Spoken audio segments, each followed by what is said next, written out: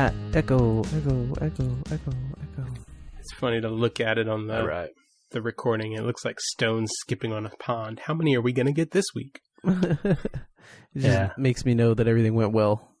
I never know if I'm holding it close enough because it's a pretty small blip compared with how loud I talk, I guess. But yeah, I can definitely see it. Are you calling yourself a loud talker? I mean, I think that's a pretty obvious statement, right? No, I've been told that I'm loud before. Episode 108 of We Were Gamers, where we bring you the truth. I'm loud. It's the easy truths that are sometimes hardest to admit. Let us pause for some self-reflection. All right. Well, there's JJ. Hello. The loud one. There's Michael, the reflective one. Hey, everybody. And I have I can't self-evaluate. That's not appropriate. So, I'm Andy. The sleep-deprived one? You know, I kept myself up on the plane back. For those that missed 107, I am just returning from the East Coast from work. And I kept myself up on the plane back, so I went to bed kind of like at a late-ish normal time. I slept a lot today. So the lag feels kind of more like just the normal having kids thing. Like where some people would be well rested after the point of having slept the extra down day that I got, but You know, I think in flying, I always approve of people that take the tactic of immediately adjust to whatever the new time zone is, whether that means staying up a bunch or immediately going to sleep when you're not tired. Mm-hmm. It is the best way I find to combat jet lag, and it's especially like the more jet lag you accrue, depending on how far you're going, right? The more necessary that is. Yeah, I attempted it on the way out. We did a red eye on the way out, so it's pretty hard to sleep on a plane comfortably. Yeah, totally. Yep. I have no fear of flying or anything like that, but if I am not comfortable, I don't sleep. So, as a tall person, I feel your pain very explicitly. Yeah. You know, the seats have gotten so close together now that you can't even rest your head on your tray table. Yep. I have noticed that. That's been impossible for me for a pretty long time. It comes to the point where if I know the plane is going to require sleep, I choose a window seat, which I would never otherwise choose, so that I can lean my head against the bulkhead. This is the only place I can do that. Yeah. Or, you know, unless it's a significant other. That's the only other person you can lean against. Just make friends, man. Bring on a few bottles of travel whiskey. All right, I see my idea didn't float very well there. Hey, how's it going? Hey. What have you guys been up to? I've been working for a bunch of days. It's been a little bit of work for me around the home here. Homeowner's Minute. Yeah, I replaced a drain on a sink this weekend. Okay, what portions did you replace? Starting from, there's a flange inside the porcelain of your sink. Okay, so this sink isn't porcelain. That's the first step. Metal. Yeah. Okay, there's still a flange there. The drain is metal. Yeah. The cap on the umbrella thing on the top does not go up and down on this particular sink. It's just fixed. So the thing that happened was this sink has like kind of a bowl shape that comes up. We noticed at some point this bowl had become very loose, like it could be moved, which obviously seems wrong and bad. Mm-hmm. You know, it's like the whole sink literally could be moved, you know, rocked a little bit back and forth. I wondered, like, was something not screwed in on the bottom or something? No, it turned out that the drain had literally cracked all the way around and was just a separate piece. So in the middle of the threads that were holding the... I don't know how to explain it. Like the two gaskets on either side of the counter piece, essentially, in that middle portion, it had cracked all the way around and was just completely separate now. Whoa. Oh, wow. How was it not leaking? Because the gaskets were still in place? It was leaking. Oh, okay. But we hadn't opened the cabinet underneath the sink to look until all of a sudden we did. And there was some water that had finally started coming up on the top. And we were like, oh, why is there water here? That's weird. And we noticed the bowl could move. And then we opened the thing underneath. We're like, oh, it's super wet down here. So yeah, we were like, oh, okay. This is obviously busted. Like I could lift the whole sink out. That's not how it's supposed to work. Nope. So we had to unscrew the piece that held the little umbrella thing on the top, take that all the way off so that you could then lift the sink off completely with the broken piece, take the drain and the broken part of the drain out, and then disconnect the thing before the U-trap on the bottom end. That's called a P-trap. Thank you. And, of course, taking that off then just involved taking the P-trap off because there's no space to do it otherwise.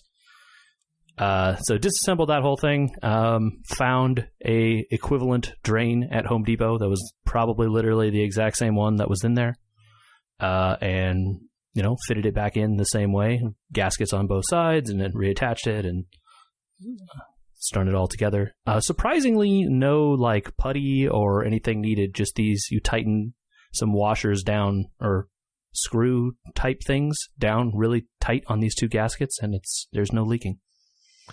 Not even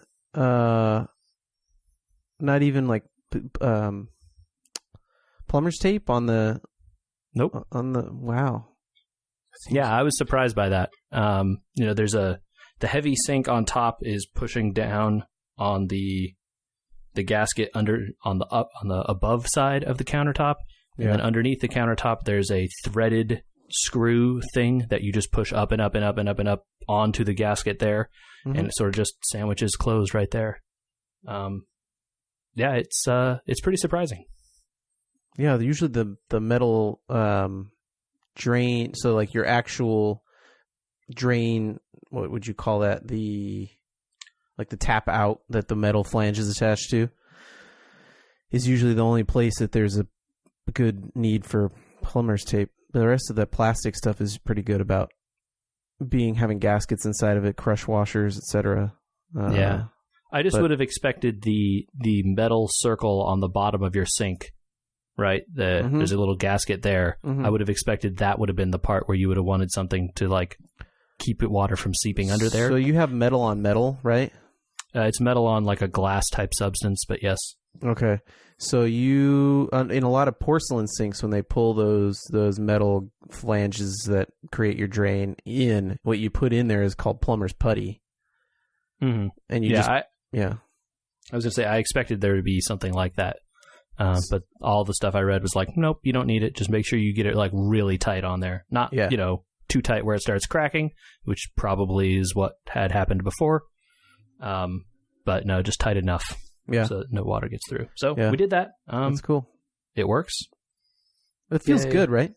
Yeah, it was cool. It was surprisingly easier than I thought it was going to be, which was kind of fun. Plumbing can go so many different ways, and most of them are sideways. Yeah. Which is funny that you mentioned that, because now it seems like there is water maybe dripping from the faucet underneath that sink. So not from the exit of the faucet where it should be, but from the pipes leading into the faucet underneath. Ooh. So your water lines. Yes, probably. I have not. It's a really, really slow drip because I didn't see it for a really long time. Have you cycled your shutoffs in a long time? Oh, you mean outside? No, the under the sink, the two valves. No, I didn't turn them off during this process. I suppose I could. Well, so a good test for that is to see if when you cycle your shutoffs, if they even move. And if they do move, sometimes they shoot a little bit of water out, and you can tell which ones are causing problems. It's leaking at the part where the pipe connects to the faucet up at the top of the countertop. Maybe just tighten it. Yeah, I may do that. It's I didn't notice it today. It was just slightly damp under there, and I don't think it was from the other stuff because I had dried all that out at this point. So yeah, the fun never stops when you own a home. Yeah, and it's usually crawling into some ungodly tight space. Yeah, it's real small in there. It's going to be a bummer. Getting a wrench into that corner where the sink is to tighten that is going to suck quite badly. So you need a plumber's wrench. Yeah, one of those angleable ones. Yeah, it's a very long claw-like wrench that you can only turn one direction. yes, that sounds like maybe what I will need. They're cheap. They're good to have. Yeah. So you can go around tightening your water lines if you need to. Well, hopefully it will not come to that, but we will see. Nice. Congratulations, man. Thanks. I owned a sink. You owned it. Yeah. Nice. All right. Homeowners done. Games time. So, Nope. Andy. Huh? Yeah. I was going to ask you a question. Oh, okay. Yeah. Reverse. I like it. So you had us pitch you last week on ways to help keep you awake on the plane. Uh-huh. So what did you go with? I'm very invested in the outcome of this here. I attempted on the way out to sleep, which did not work. So I completed a Layton. I have to say, if I want to puzzle myself again, it'll probably be Picross and not the Layton series, despite the fact that it ends on a pseudo cliffhanger there. Yeah, the first one does. I kind of think I'll just look up what happens. Fair enough. You know, That seems reasonable. I don't, because it's going to take like 5 more games to resolve the story or whatever. I don't know how long it would just take. Just 2. It's 2 arcs. So the 1 through 3 is an arc, and then 4 through 6 is a prequel arc. I really don't think I can force myself to sit through those puzzles again. I don't know. Okay. That's fair. It's a fair opinion to have. Yeah. I didn't get very far into either of the other games because Americans added like entertainment to the back of their seats. And I really wanted to see this movie, We Are Hostiles. I don't know if you know. It's a Western with Christian Bale, Rosamund Pike, and a couple other people, which I'm kind of a sucker for good Westerns. And so that left me with a little bit of time to try your guys' idea to plop them both in. And the immediate impression I got from Radiant Historia was I'm not going to get a feel for this game in the hour and a half if I split these two things in half to try them both. So I went with Fire Emblem for a little bit of time. Cool. All right. Did you get through the first battle or so that they throw at you early on there? Yeah, it feels very much like the Jeanne d'Arc game. I don't know if you ever tried that for the PS Vita. It might be a PSP game even. I don't know if I have, but I mean, Fire Emblem is a pretty well-worn tread at this point. I guess I could compare it easily to the mobile game. I mean, it's not very far off, actually.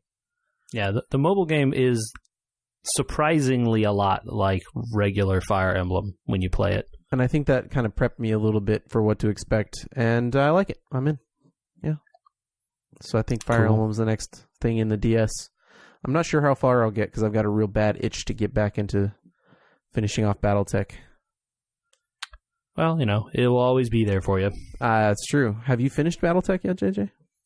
I have completed the campaign, yes. Oh, that's right. Okay. I wanted to start a second campaign just to play through some of the missions that they said they've changed some stuff, like they're adding some enhancements and stuff in their big patch, which is coming soon, sometime when it's ready. And I realized that they were going to add the option to like skip the tutorial and a bunch of stuff, so I stopped. Midway through the tutorial mission was like, oh, I could just skip all this stuff next time. Yeah, I don't need to do this. So I'm in a holding pattern on BattleTech. I still like that game a lot. They said they're talking about adding some options to speed the game up for people that want to do that, and options in that camp, to for sure. skip the tutorial. Things you could do via mods.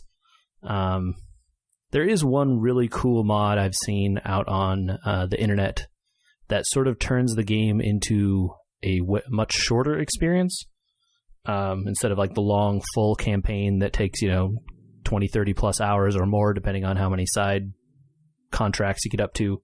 It kind of speeds all the main missions up to be like main mission, and sort of increases the rewards you get from all the missions so that you can keep up a little bit. That sounds like it might be pretty cool, but I have not investigated it. but it sounds like something I would do for like a second playthrough. Nice. They're prepping the game for second playthroughs, it sounds like. Yeah, and I'm sure that as we get farther along here, they're going to start announcing their plans for whatever the next content stuff they want to do, not just like patches and quality of life. Oh, yeah. Since our last podcast, they were bought out by Paradox.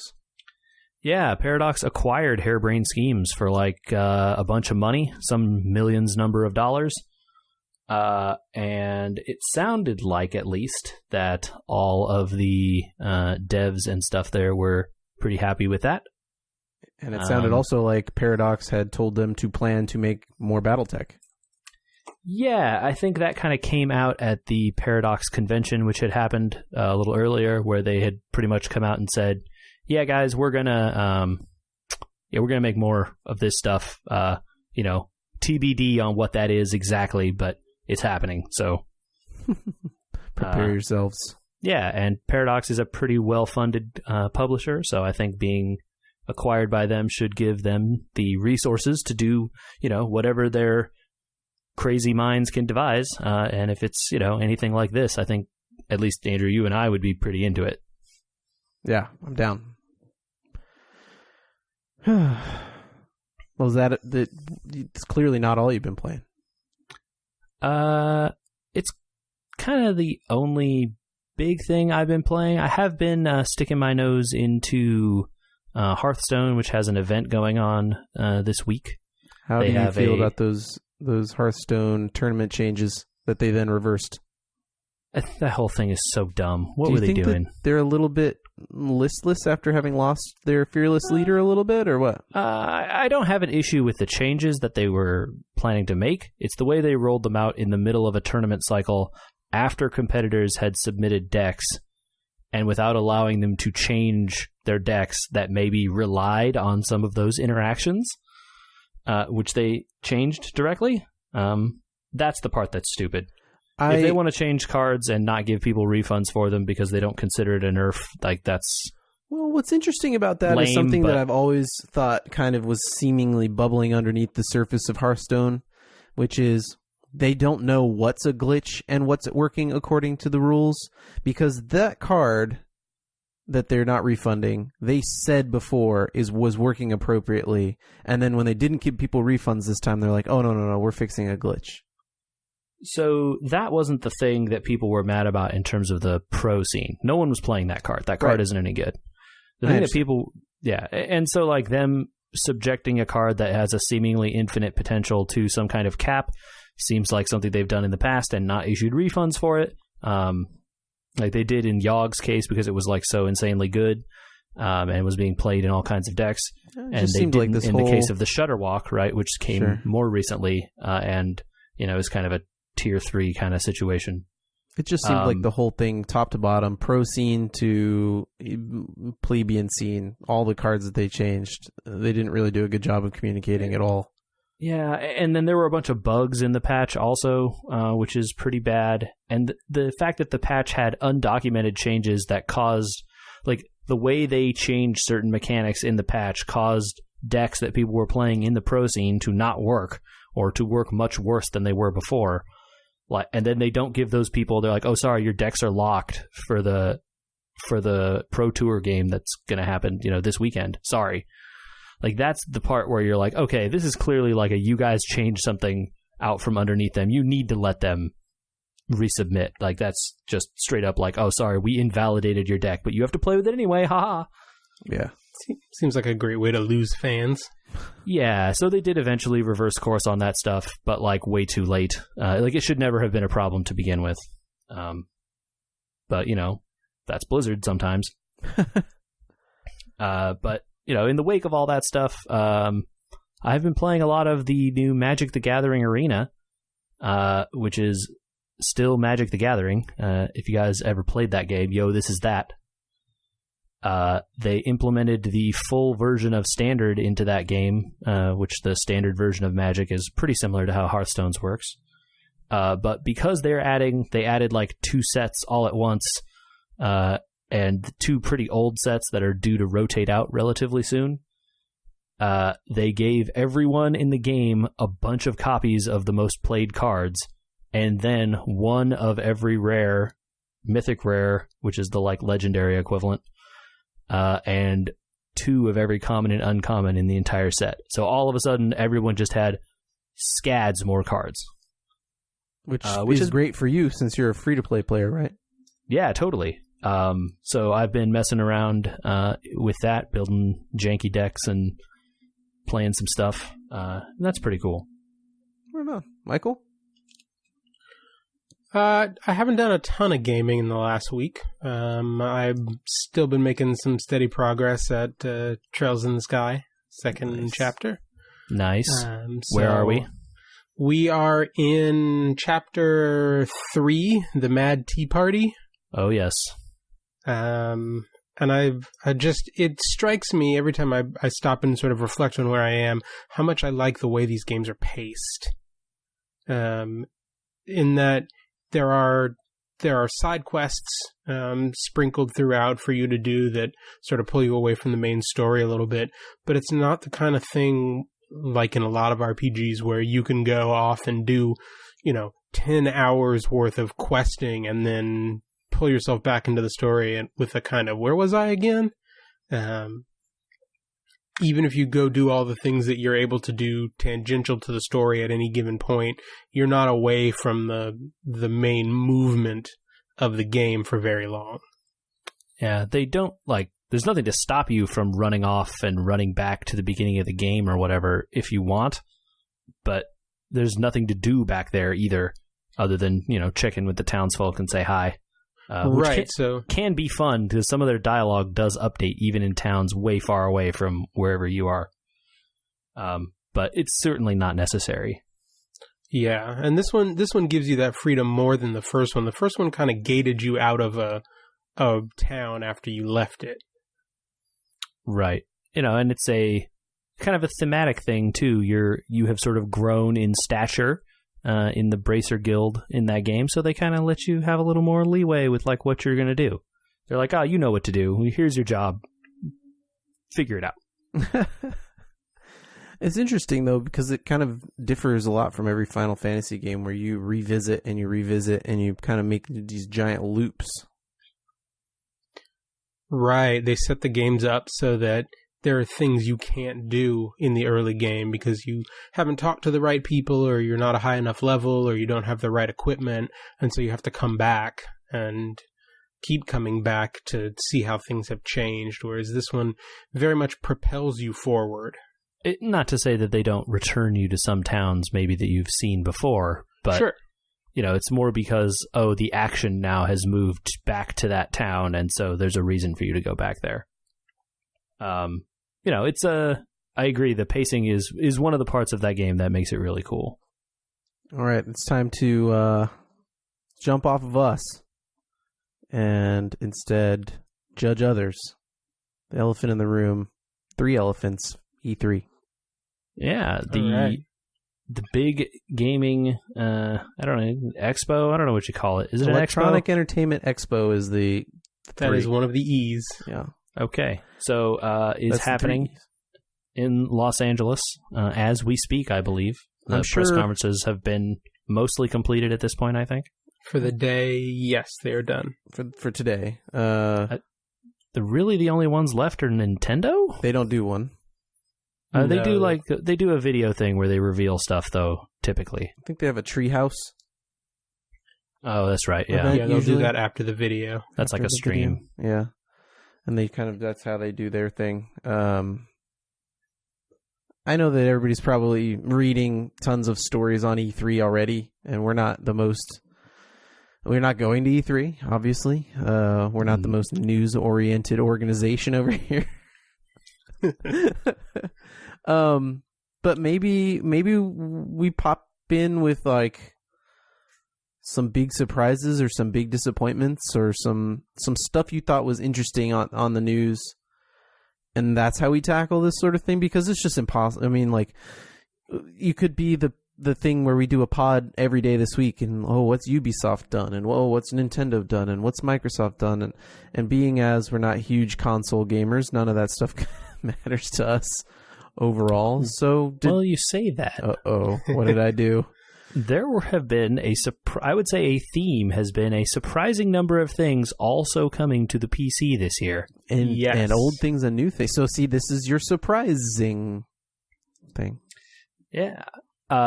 There was at least in the terms of the stuff that I've seen, and like I can't claim to have watched all the press conferences, but I read, an article here and there about here's the stuff that got announced or whatever, bullet points. And there were a surprising number of games that get announced for, here it's coming to PS4 and PC, or it's coming to all platforms and PC, right? And a lot of stuff that I would not have expected to come to the PC, like Dragon Quest XI. Or, that is a shocker. Yeah. That's a mobile game, right? It's always been a mobile game. Or maybe not back in the No, I think the old NES Dragon days, Quest. right? Yeah, I think some of the old Dragon Quest were console games, but they didn't bring all of them to the States.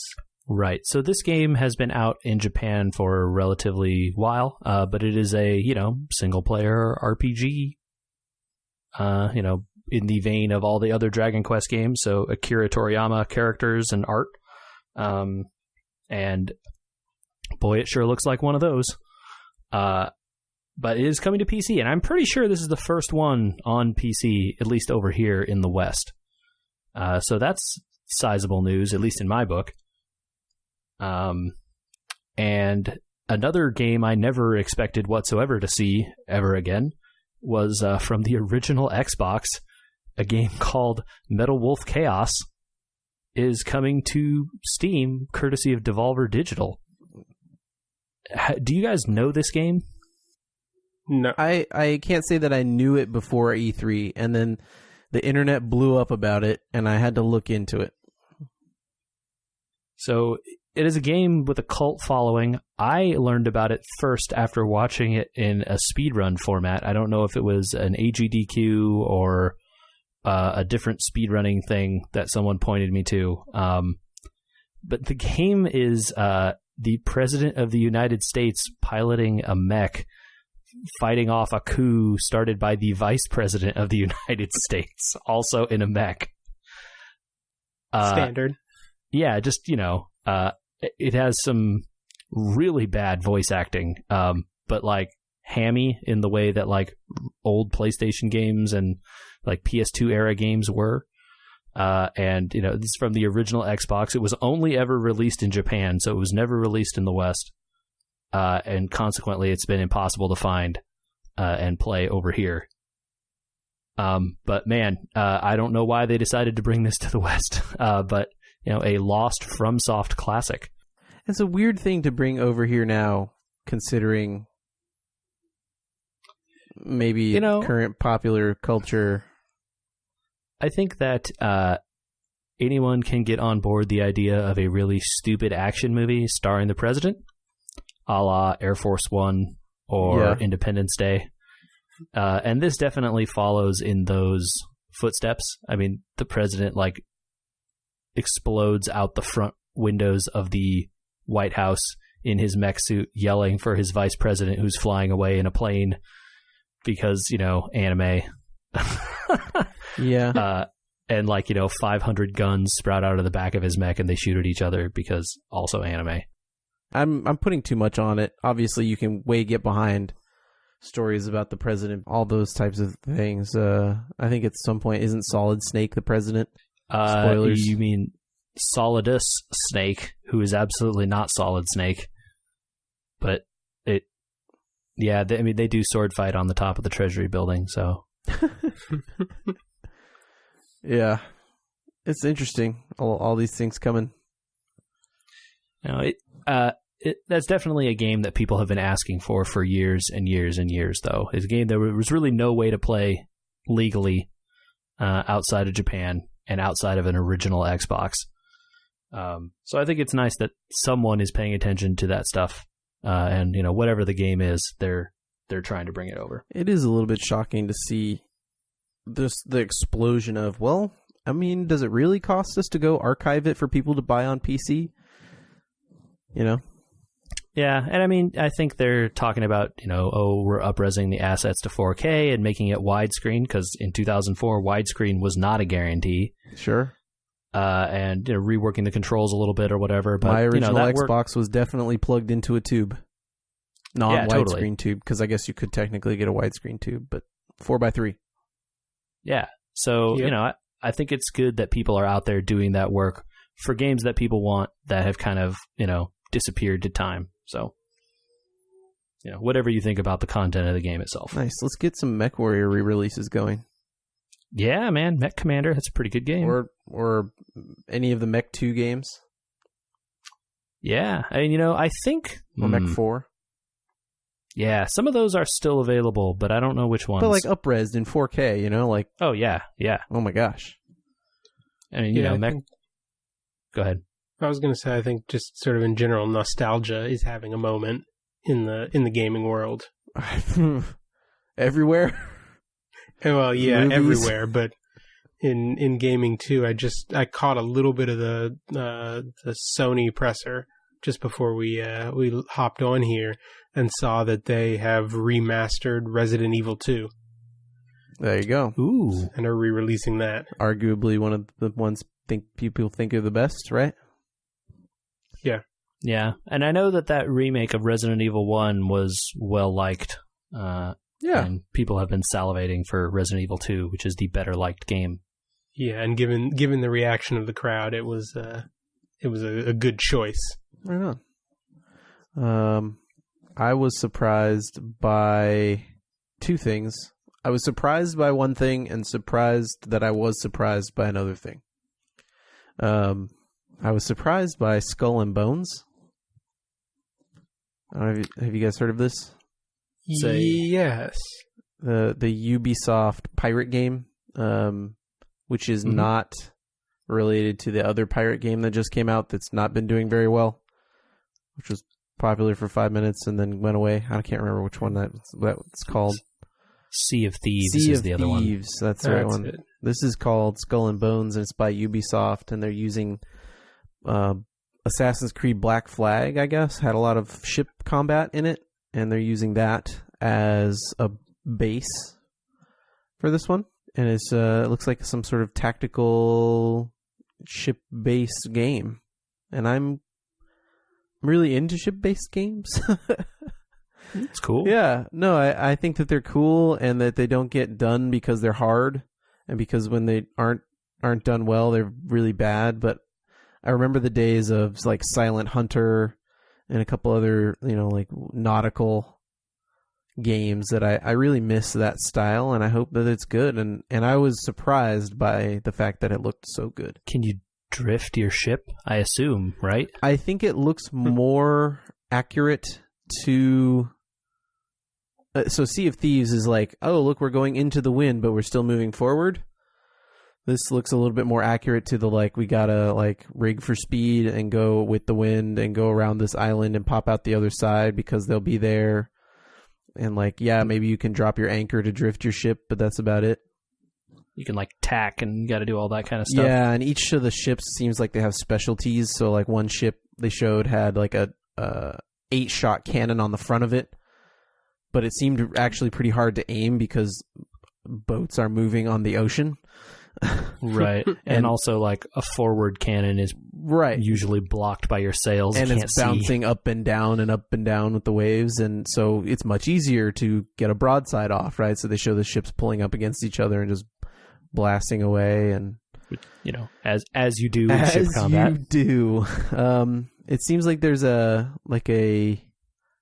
some sort of reputation system or something involved, because the pirates can team up with each other to take down bigger ships. Like if your pirate ship goes up against a frigate, you're going to lose.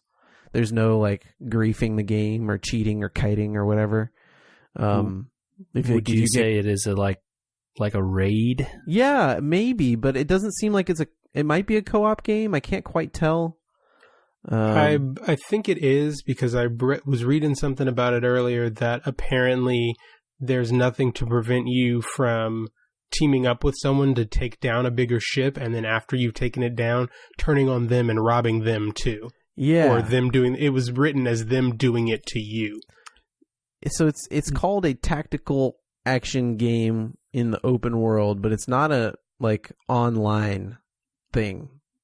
So it's not like you're partying up just in game or whatever. I mean, them turning on you is a very pirate thing to do. So right. Yeah. that so part maybe makes perfect sense. The system sounds a little bit maybe more like The Division, where you have like a single player campaign, and then you can go into what they call it looks like here in the press release, they call it the Disputed Waters. Like the PvP area. So like go to the PvP zone and maybe you can get better rewards or whatever. Cool. But yeah, they definitely had in the trailers and stuff, it was like wind positioning and different weaponry based on the type of ship you chose, and you can use your crow's nest to see things. And I'm interested in that type of stuff. I want to see naval combat actually done well, and hopefully they do a good job. So I was surprised that it looked as good as it did.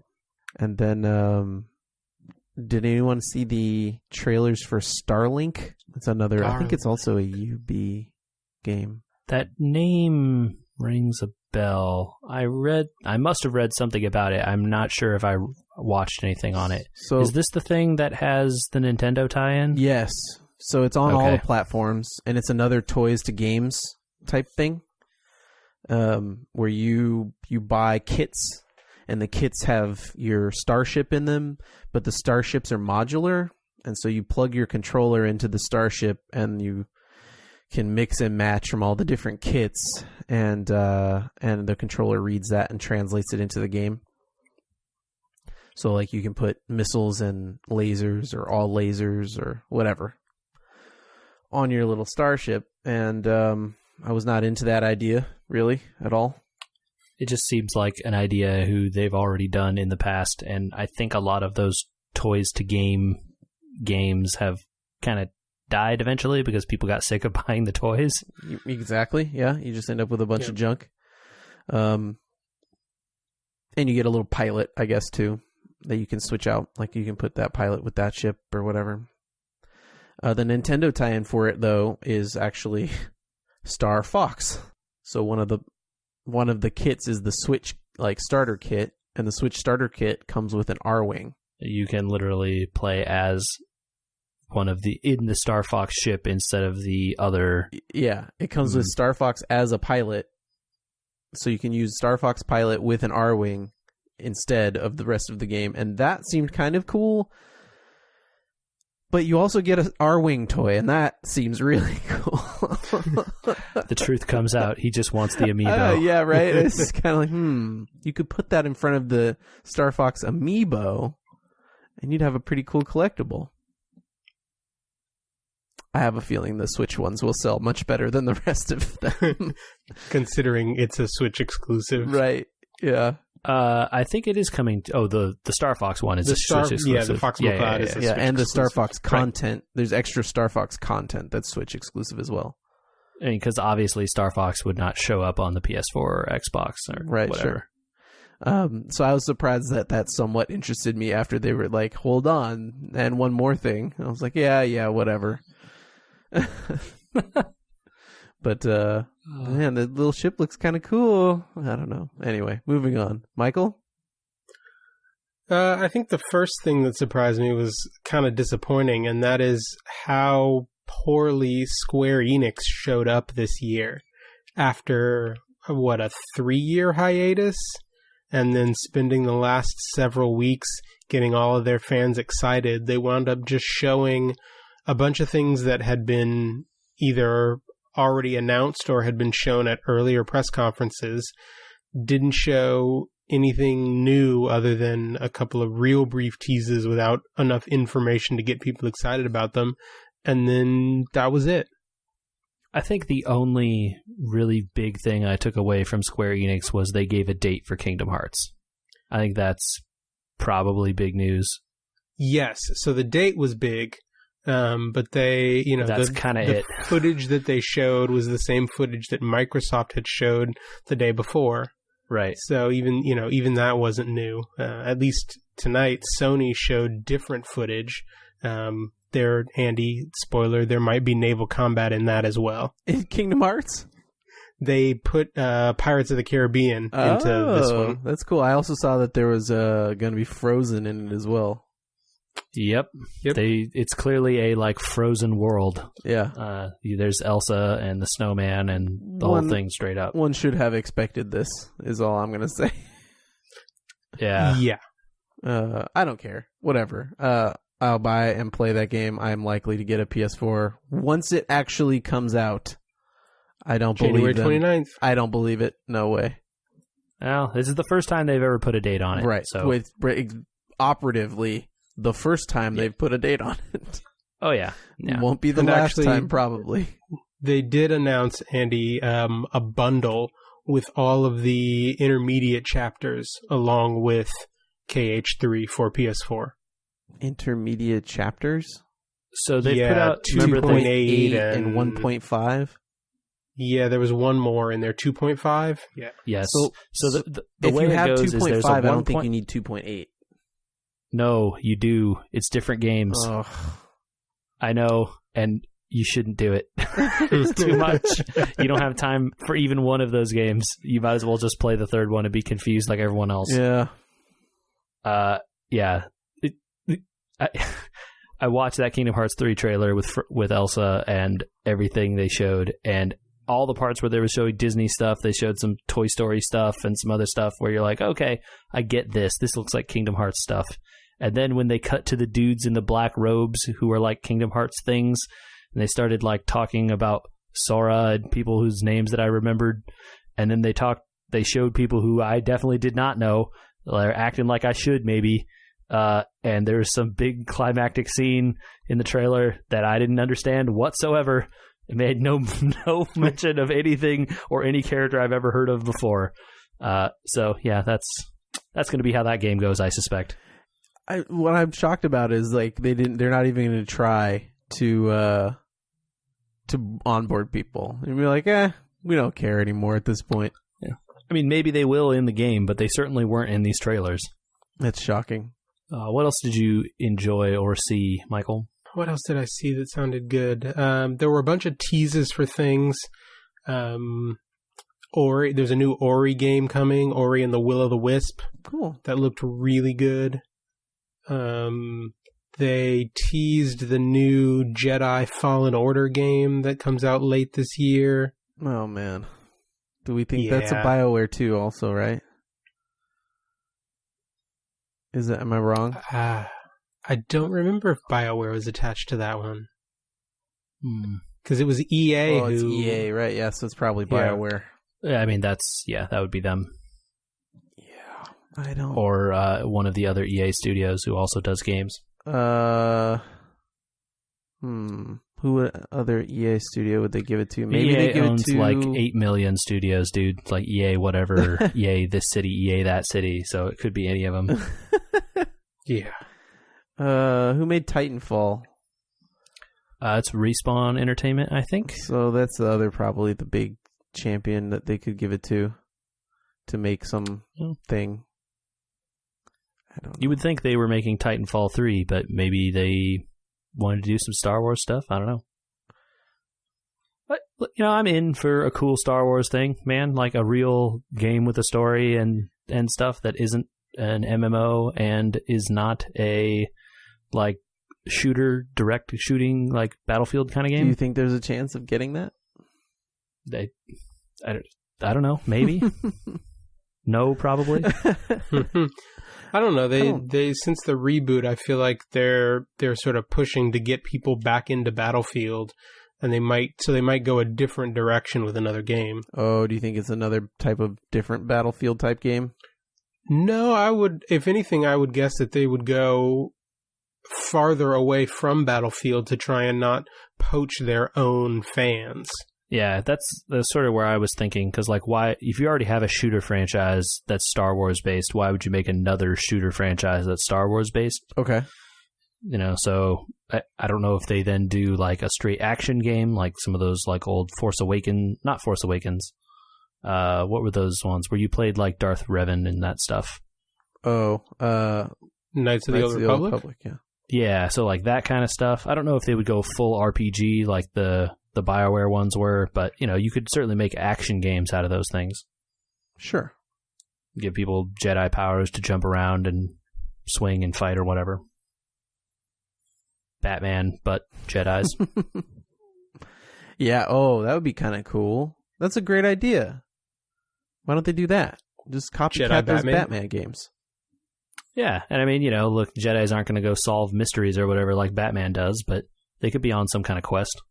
Who knows? I don't think they've said anything about that game other than the name. I really think we have to explore here.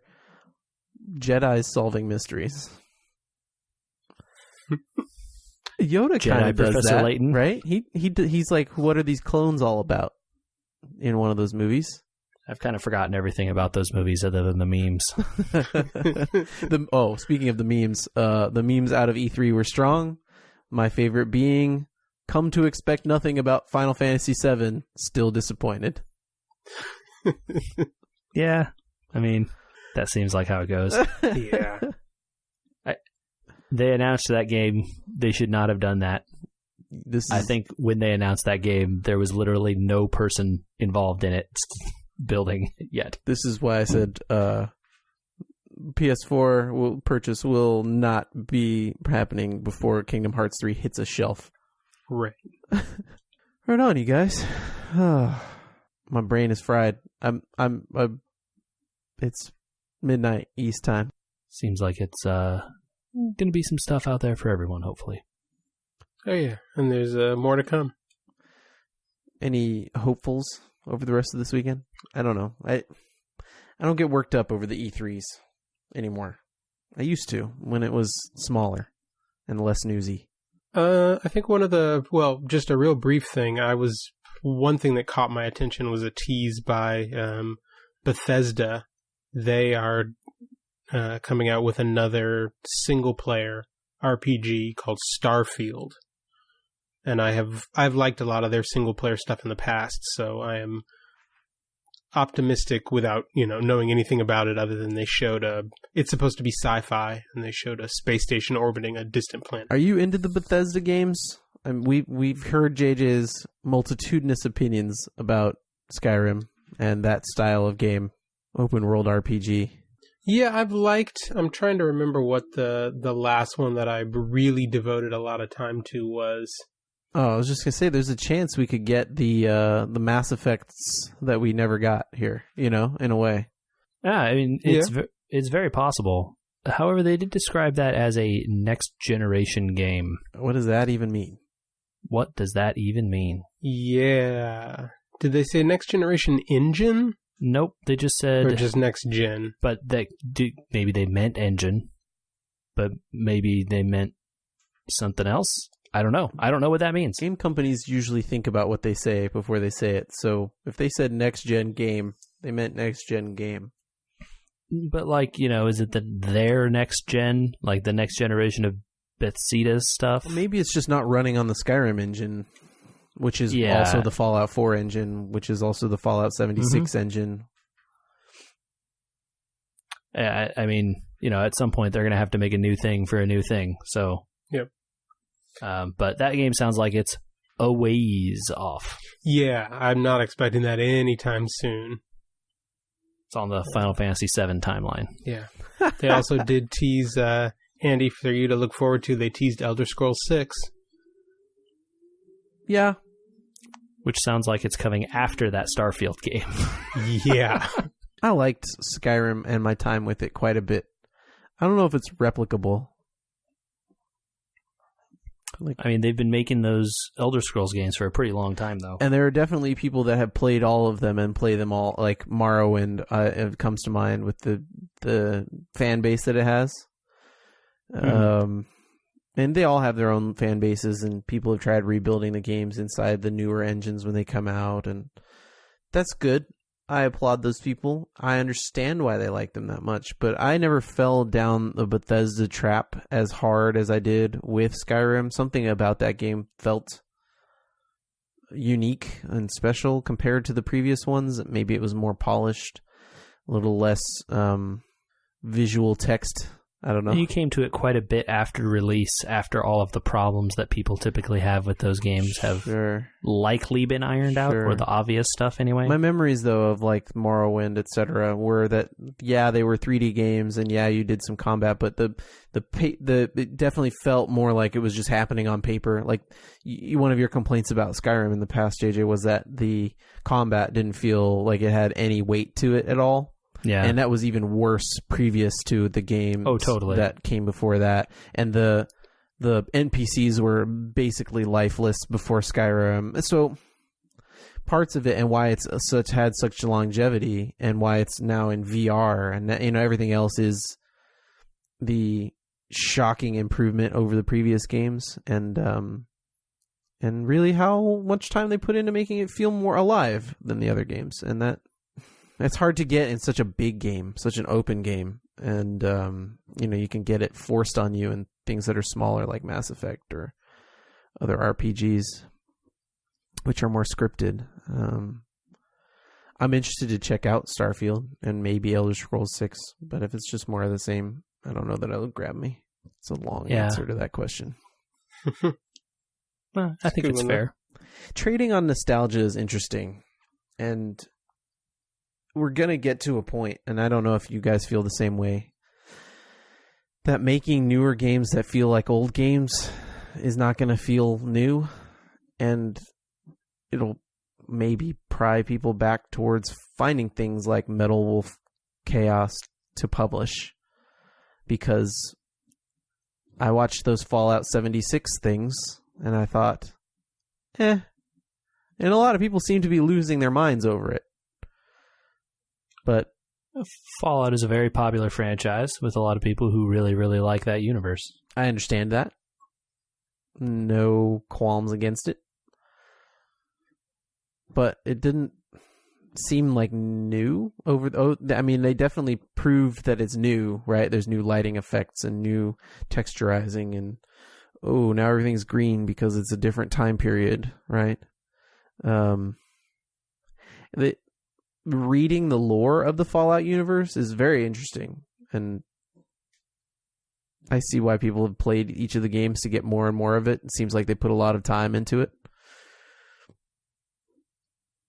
But to create this new game that they came up with, this base building open world thing, they tried to trade on the nostalgia of Fallout, which is not very heavy on my side of it. And so when I looked at the mechanics of what they were building, I was like, I don't want to play a persistent game where people are blowing up my base. Doesn't sound like fun. Yeah, I mean, I think that's totally fair. I played Fallout 3 quite a bit, and it was kind of where the Bethesda open world game kind of lost its luster for me. And as a consequence, I didn't really play Skyrim, and I didn't play Fallout 4. The Fallout 76 equally looks, not like my cup of tea. So I totally get that. I think it's a fair criticism to have. It's weird to feel so outside of an event like this with people feeling hype on everything. I think there was a new Halo game announced, maybe. Yes. Man, it's another We Were Gamers moment of just feeling a little bit removed from the hype machine, and the culture seems to trade on it. Well, you can take a cynical view of that and say that, hey, that's the corporations trying to sell you stuff there, and maybe being outside of that hype machine, having a little more critical eye might be a good thing. Yeah, I don't want to be cynical about it because a lot of it is driven by people's actual physical passions for these games, and I don't mind if somebody wants to play a new Halo game. More power to them. Go for it. But it definitely feels like a weight on the industry from the outside looking in, a weight on the industry of just like trading on old games without new games. I don't know. I just feel it more and more each E3. I feel like with something like E3, you also get, because there is so much hype from the people who want to see the next game in these beloved franchises, that the things that are truly new tend to get buried a little bit. There were definitely a few games that I saw in watching through the full length of some of these press conferences that were sort of striking in being different from what's already out there, and left me with the impression of, that's interesting. I might check out something like that. But at the same time, the audience during those moments felt very much like they were giving off a vibe of, okay, but just give me what I want. Right. Yeah, definitely. Somebody was talking about, I can't remember who it was, but was talking about a press conference that they were at, and the audience seemed palpably to be upset until, I think it was, who runs those Call of Duty games? Activision? Okay, so it was Activision's press conference, and they were revealing the new Call of Duty, and this person was noting that, and I wish I could quote who it was, but they noted that the audience just felt like uneasy until they announced like, oh no, don't worry, there's a zombie mode, and then oh yeah, and it's like, okay, but what? Like, where's the excitement for people, even themselves? Like, do you realize you're just playing the same thing with newer graphics? Why not? I don't know. I don't want to judge too harshly because, obviously it's entertainment and you enjoy what you enjoy. But it does feel at a certain pace to be kind of stagnant. And another point that Michael brought up is it gets buried. And like you just said, Starfield's coming out. Well, I hadn't heard of it, but my news feed is certainly full of what is Fallout 76? What could Fallout 76 possibly be? When is Fallout 76? What do you do in Fallout 76? It's like, I don't care. Can I set up a filter? I mean, absolutely you can. People are excited about the thing they know that's coming up next. And, those sorts of games that are, like the Starfield that's farther off, or those other kinds of some of the new announcements. Sure. It's hard to get people excited about something with a 2-minute trailer at the most, right? Yeah.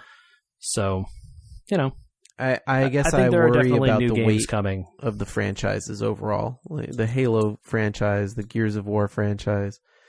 I don't want to say they're long in the tooth because they can be improved upon. They can find new stories to tell in single player modes.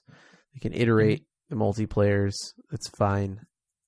They're making a Gears 5, but also a Gears Tactics game. So I would play a Gears Tactics game, to be clear. It looks like XCOM. So, but the weight of that franchise could have pushed them to just keep making sequential Gears of War games with minor improvements. And telling me I could play Gears of War XCOM is somewhat interesting. And that's cool. And so I hope that watching all these, that we get more things like, hey, we made this thing in Black Flag that people really like. Can we make a whole game called Skull and Bones where we really flesh that out and make a naval combat game for the masses that's really fun to play? Yes. Cool. Awesome. I don't want to sound negative, but... No, I think there's stuff there. You just can't follow the most popular news sites and everything to find it, because obviously they're covering the most popular things. Right. We got to get the clicks, dude. You got to work for it. Yeah. And this is actually the first year that I've made an effort to sit and watch a lot of the pressers all the way through, and I'm glad I have, because there's a lot of little stuff that would have gotten missed. Did you hear, Andy, for instance, that there is DLC for Cuphead coming? Nope. There is DLC for Cuphead. So the best game of last year has DLC coming, and it's nowhere on any of the news feeds I read about E3. Yeah, you got to work for it this year. That's... Maybe my problem isn't the gaming industry, but gaming coverage. And maybe the problem is the coverage you're following is not the right coverage for you. I guess. That was We Were Gamers. A long look at being disconnected from E3. Maybe we should go and we can find those stories and we can put them on our website. We won't talk about Halo. We'll talk about Cuphead DLC. Seems expensive. You did for that a too lot early, of man. We lines. haven't done our outro yet. Cut it and rearrange it. It's all good. We Were Gamers, the editing minute. Well, what would that website be? It would be weweregamers.com. We're also on Twitter and Instagram at We Were Gamers. Check us out.